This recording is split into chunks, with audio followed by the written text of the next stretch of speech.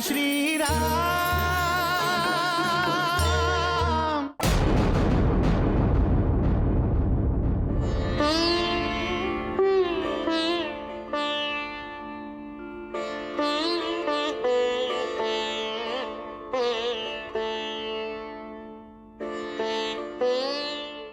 माँ जी, होश में आते ही यदि छोटी माँ ने फिर से भरत जी के बारे में पूछा तो?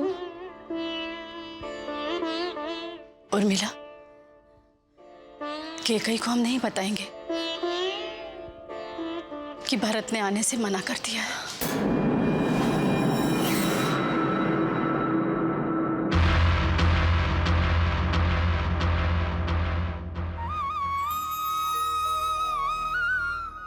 राम, राम, तुम आ गए?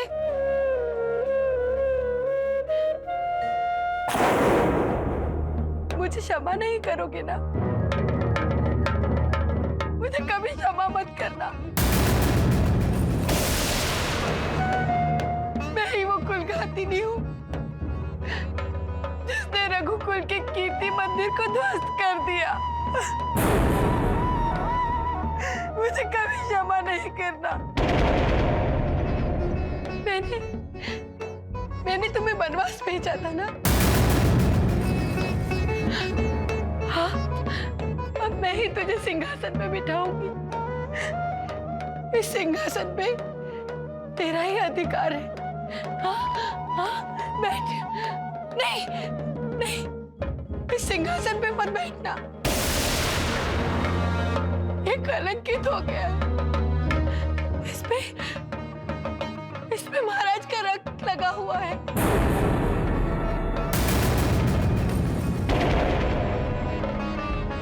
मैंने ही महाराज दशरथ का वध किया है। मैंने ही उनकी हत्या की है। मुझे कभी क्षमा मत करना। कैकेयी,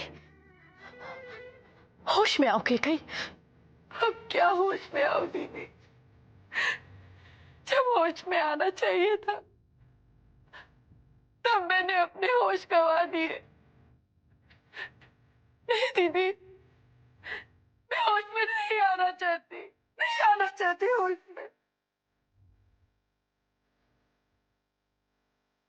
होश में आती हूँ तो ये भवन मुझे खाने को आता है। यहाँ की हर वस्तु मुझे निकालना चाहती है। यहाँ की चुप्पी, यहाँ का सूनापन मुझे पुकार पुकार कर कहता है, आओ मुझसे अपना सर टकराओ।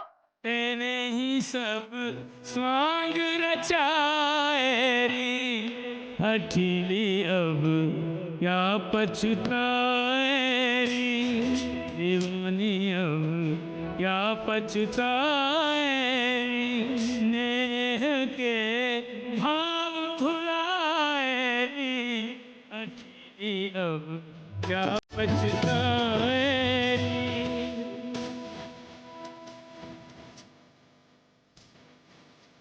तेने ही सब स्वांग रचाए रे, अठीली अब क्या पछताए रे, दीवानी अब क्या पछताए रे।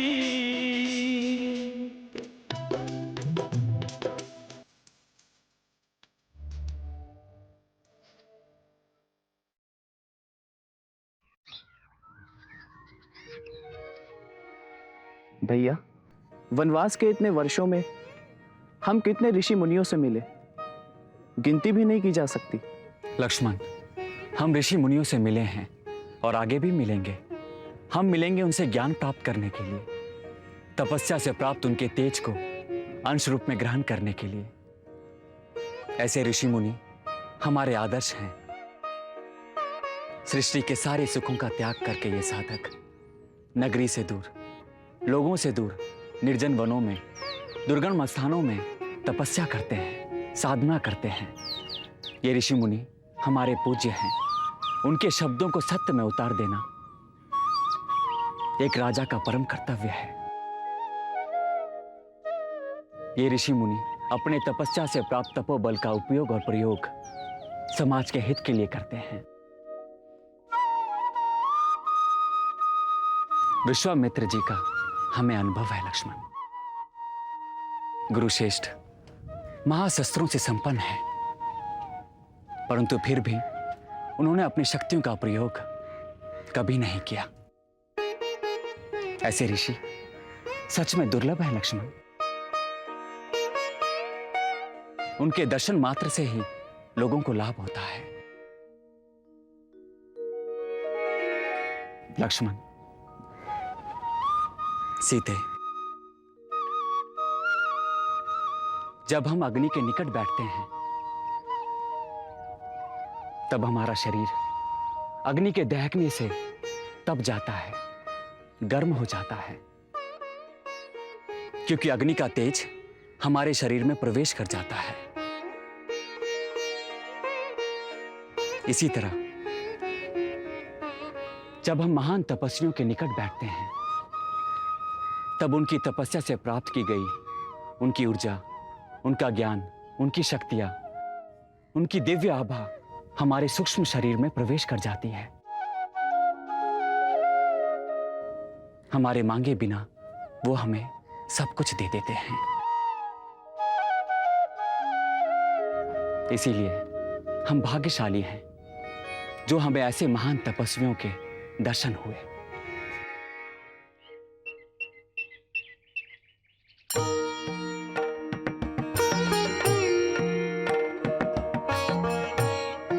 किसकी प्रतीक्षा कर रही हैं माँ जी?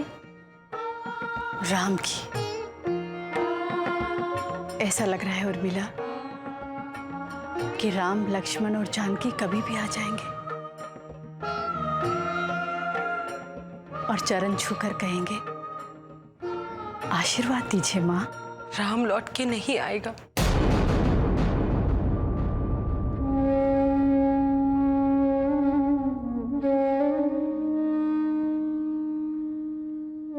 वो अपने वचन का पक्का है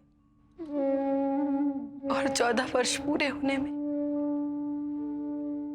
अभी 1 वर्ष बाकी है। 1 बरस?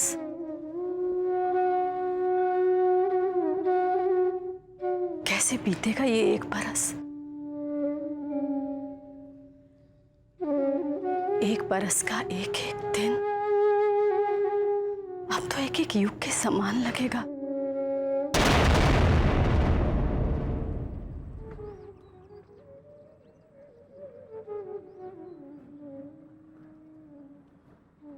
रघुनंदन, रघुनाथ, कहाँ खो गए हैं आप?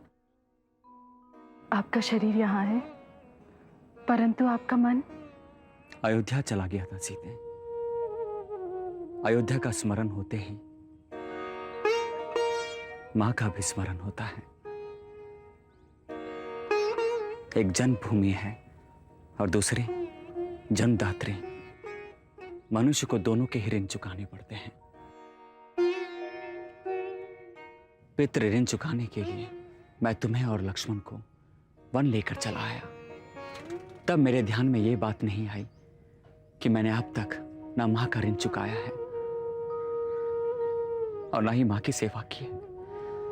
मां हमारी यादों पर ही जी रही होगी। बचपन में जब हमें गुरुकुल जाना था तब भी तीनों माएं हमें रोकना चाहती थी।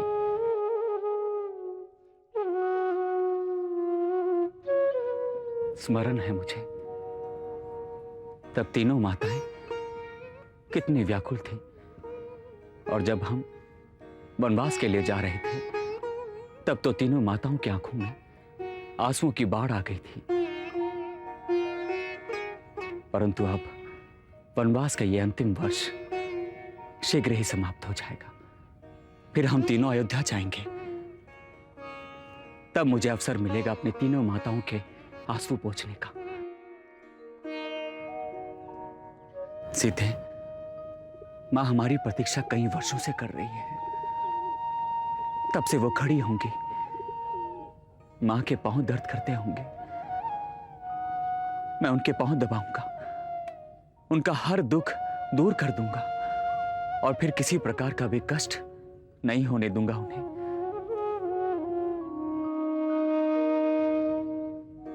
दंडकारण्य से संदेश भेजने की व्यवस्था होती तो मैं मां को संदेश भेज देता कि हम तीनों आ रहे हैं मां, अब और प्रतीक्षा करने की कोई आवश्यकता नहीं।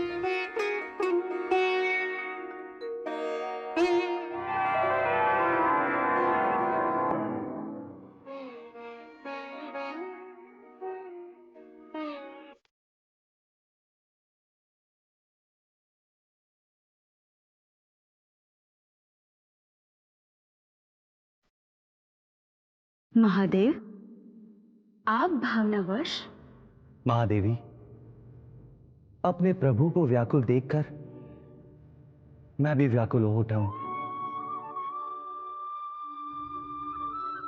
मैं तो अपने प्रभु की लीलाओं का आनंद उठा रहा था, उनकी भावना से एक रूप होना चाहता था। देवी, अपने मनुष्य अवतार में मर्यादा का पालन करते हुए प्रभु ने ऐसे कई आदर्श स्थापित किए हैं जो मानव मात्र के लिए युगों युगों तक मार्गदर्शन करेंगे। परंतु प्रभु व्याकुल क्यों हुए?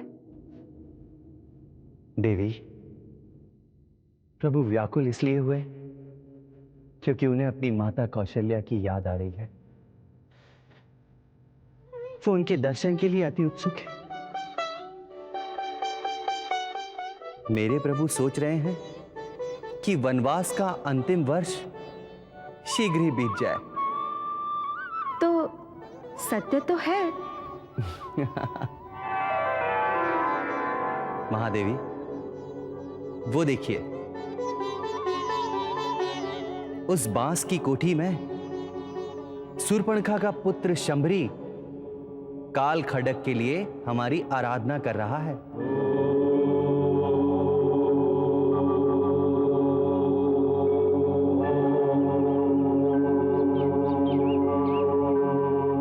और वहां उसकी माता अपने भाइयों के साथ हंसी ठट्ठा कर रही है।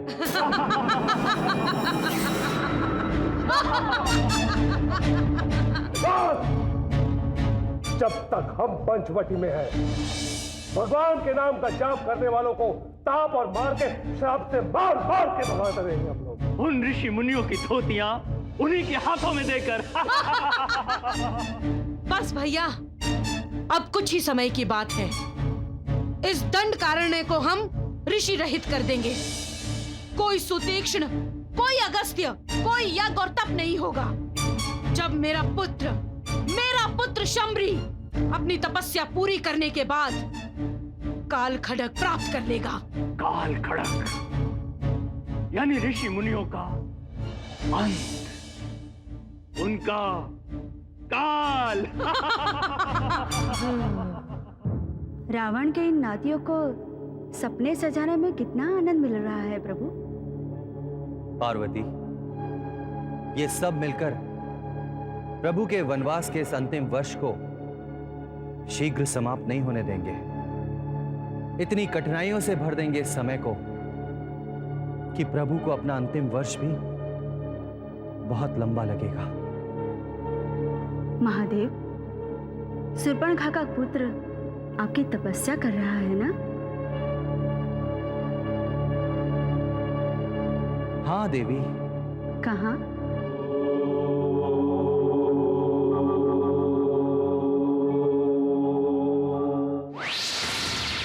प्रणाम महादेव।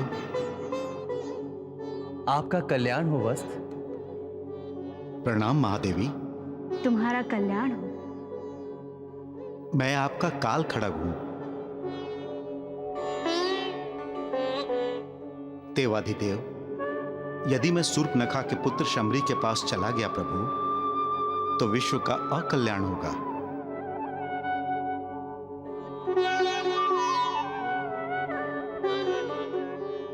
वो कुबुद्धि अपनी महत्वाकांक्षा पूरी करने के लिए और मुझे पाने के लिए जाप कर रहा है। परंतु हे कैलाशपति, मैं प्रभु की लीला में प्रभु को सहयोग देना चाहता हूं। इसीलिए मैं शमरी के पास नहीं, सुमित्रा नंदन लक्ष्मण के पास जाना चाहता हूं।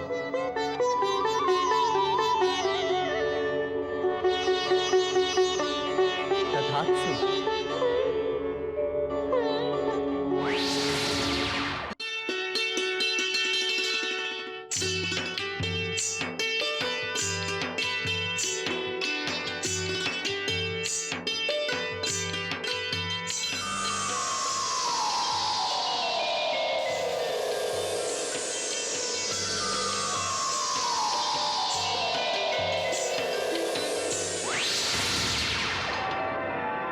सुमित्रा नंदन लक्ष्मण,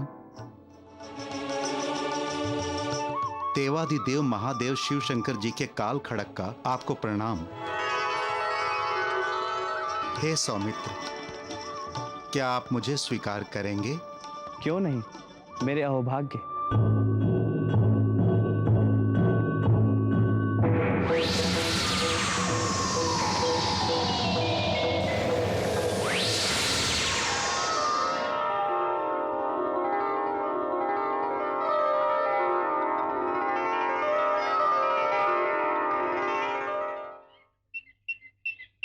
हे कैलाशपति, आपने मुझे अनुग्रहित किया है। अपनी कृपा मुझ पर ऐसे ही बनाए रखिएगा। इस काल खड़क का प्रताप तो असीम है, इसकी धार कैसी होगी?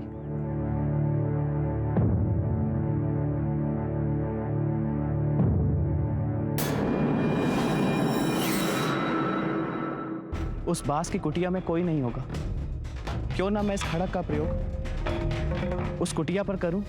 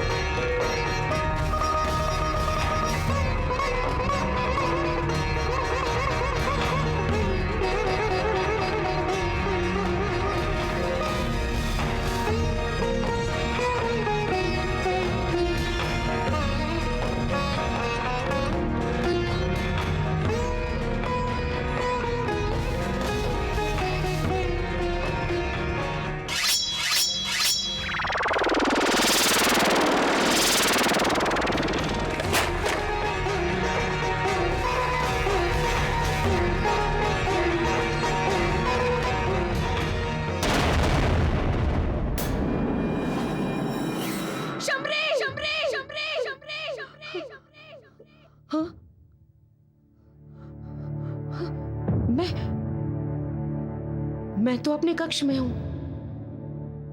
फिर मेरे पुत्र शमरी की मृत्यु?